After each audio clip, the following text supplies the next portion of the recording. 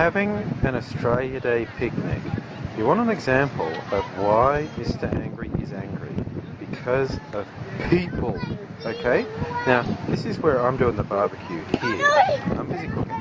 And these ignorant, self-absorbed pricks, they're playing a game of cricket. Whenever that dick misses the ball, it comes over here and hits me while I'm cooking. Also, there's only one table there. One table that those dicks were using, they finished ages ago, but all their shit is still piled up on it. But there they are, hitting me with a friggin' ball and taking up the space. That's why I'm angry, people. You want to know why Mr. Angry is angry? Because of people. Well, that's how I spent my Australia Day, viewers. The traditional Australian pastime of scorching dead animals over heat. Also, you might be able to see in the background I've been trying to put together a new computer desk. I'd just like to point out, I'm not remotely handy. This has been a lot of pain for me. I was actually asked in response to my other video to explain a little about what Australia Day actually marks.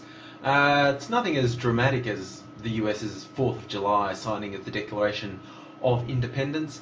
It marks when what's known as the First Fleet landed in Port Jackson, the site more or less of Sydney these days. It's not the site of white discovery of Australia, not even of English discovery, actually not even of when the First Fleet made landfall. They made landfall a little bit up the ways in Botany Bay, which was a suckhole of a place. Port Jackson is much better.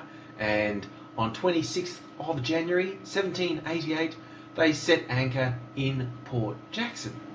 The British claimed ownership of the land because, as far as they were concerned, no one else was here. I'm guessing all the black folks just sort of blended into the background.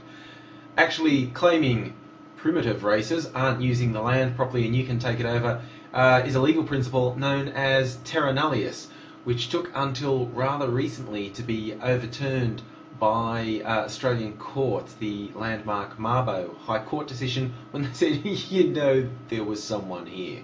And there's all sorts of contention around Australia still about that sort of thing. Now, I did compare Australia Day to the 4th of July. There's another way that they're completely different. Namely, while everyone does the flag waving and yoo-hoo, it's Australia Day, we have a public holiday, no one goes to work, I'm a contractor, that sucks, that means I didn't get any money for today.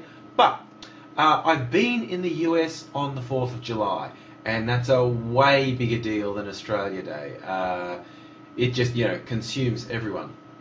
Australia Day, it happens, but not a lot of Australians, I'll go so far as to say, feel a great sense of national identity being tied to Australia Day.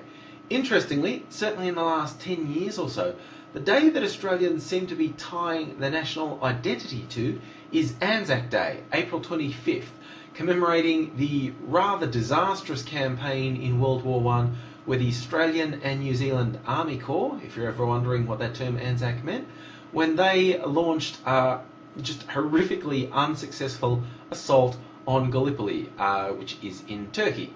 One of Winston Churchill's less brilliant ideas to sort of go up and take the Dardanelles.